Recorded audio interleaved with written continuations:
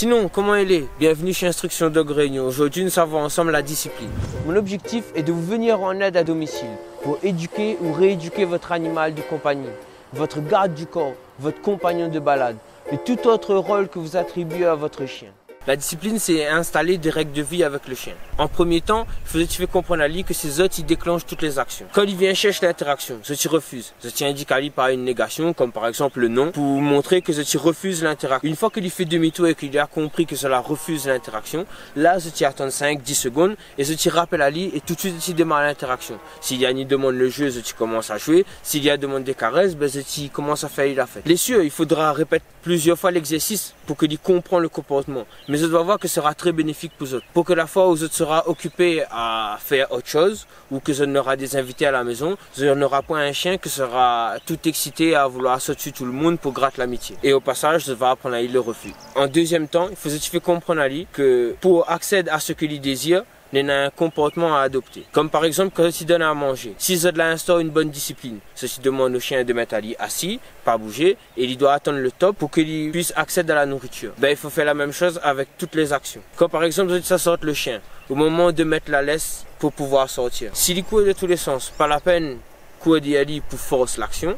Juste, je t'y attends qu'il ait le bon comportement. C'est-à-dire, je t'y appelle Ali. S'il existe Ali de tous les sens, je t'y ignore Ali. Une fois que je t'y appelle Ali et qu'il vient, il est à côté des autres. S'il connaît le assis, je t'y demande Ali assis. Sinon, je t'y mets son équipement calmement. Aussitôt, il excite Ali, je t'y stoppe l'action. Sans crier ou ajoute du stress. Quand il calme Ali et qu'il laisse Ali faire, là, je t'y mets son équipement et sa récompense, c'est de pouvoir sortir. Il faut bien qu'il comprenne que s'il comporte pas Ali, l'action n'a pas une suite. Quand je t'y jouais au ballon, au bâton ou autre, balance pas l'objet bêtement et le chien il court derrière, mais installe des règles au jeu. Tu lances le jouet et je te donne l'autorisation de pouvoir accéder au jouet que s'il respecte le comportement demandé ou l'ordre demandé. On aura plusieurs aspects bénéfiques pour le chien. Ça renforce l'obéissance des ordres de base, comme le assis, le coucher, le pas bouger. Ça apprend à lui aussi au passage l'autocontrôle. Ça apprend à lui aussi l'autocontrôle. Surtout le fait de garder l'attention sur son maître pour pouvoir accéder à ce qu'il désire. Donc voilà, ma explication en gros c'est quoi la discipline.